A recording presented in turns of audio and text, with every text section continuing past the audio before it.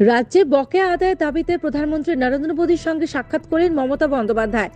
20 মিনিটে বৈঠক হয় দিল্লির সংসদ ভবনে। সেখানে বাংলার উন্নয়নের স্বার্থে দীর্ঘদিন ধরে বিভিন্ন প্রকল্প খাতে বকেয়া নিয়ে বিস্তারিত ব্যাখ্যা দেন মমতা। বৈঠকে ঠিক কি সুরাহা দিলেন প্রধানমন্ত্রী?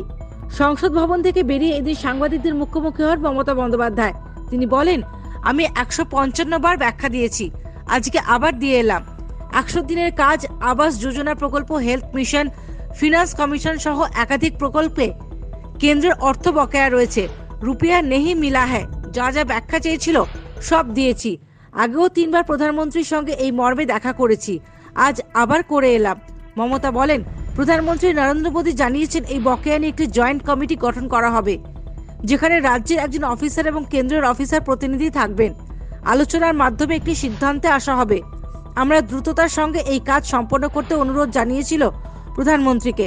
100 दिन का जो रुपया नहीं मिल रहा है, जिन्होंने काम किया है गरीब लोगों ने, उसका रुपया भी बंद हो पड़ा। एक कॉन्स्टिट्यूशन का मैंडेटरी है, ये रुपया देना चाहिए, आज तक नहीं दे गया है। और 22-23 का जो बजट हुआ था, वो बजट में 100 दिन के लिए काम के लिए हमारा स्टेट को एक पैसा भी नहीं दिया था। तो 100 दिन का काम के लिए उसको पैसा जल्दी से जल्दी देना।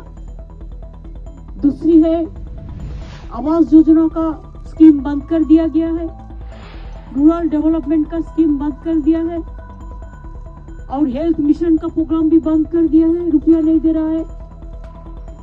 फाइनेंस कमीशन का रुपया भी नहीं मिल रहा है। तो इसमें क्या होता है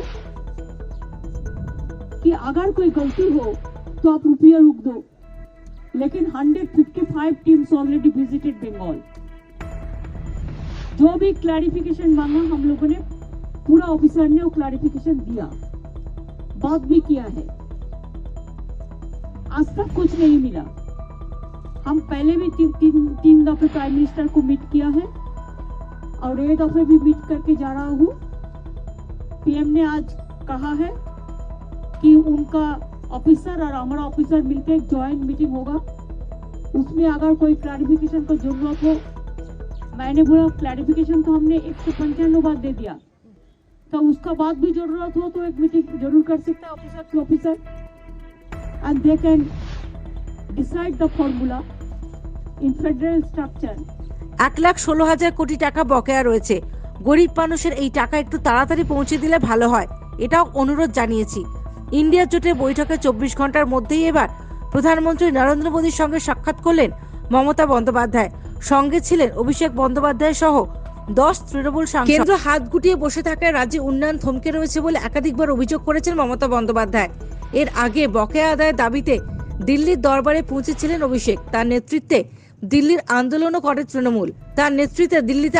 করে তৃণমূল। রাজঘাটে বিক্ষোভের পর অভিষেক সহ একাধিক নেতাকে গ্রেফতারও করা হয়। জানিয়ে তোলপাড় পড়ে গিয়েছিল 100 দিনের গ্রামীণ প্রকল্পের কাজের টাকা এবং প্রধানমন্ত্রী গ্রামীণ আবাস যোজনার টাকার বকেয়া 2021 সালের ডিসেম্বর মাস থেকে আটকে রয়েছে বলে দাবি রাজ্যের।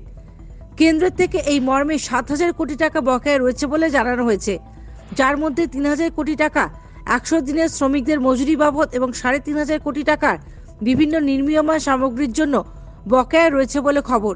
প্রধানমন্ত্রী গ্রামীণ আবাস যোজনাতেও কেন্দ্র 8,200 কোটি টাকা বকেয়া আছে বলে দাবি রাজ্যের। এছাড়াও বিভিন্ন পেনশন প্রকল্পে রাজ্যে 205 কোটি টাকা এখনো কেন্দ্র থেকে বাকি বলে অভিযোগ। স্বাস্থ্য খাতেও কেন্দ্রের টাকা আটকে রয়েছে। জাতীয় স্বাস্থ্য মিশনের অধীনে টাকা বকেয়া রয়েছে বলে অভিযোগ বাংলা সরকারের। প্রাকৃতিক বিপর্যয় ক্ষতিপূরণ বাবদ প্রাপ্য টাকাও মেলেনি।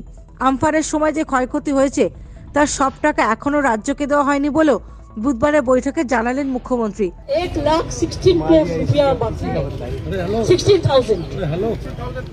और क्यों नहीं किया जा रहा है इसका हम कहा है, इसी के लिए पीएम ने कहा है कि ऑफिसर को एक जॉइंट मीटिंग करा देंगे, जैसे इसको कोई हाल निकाल सकता है।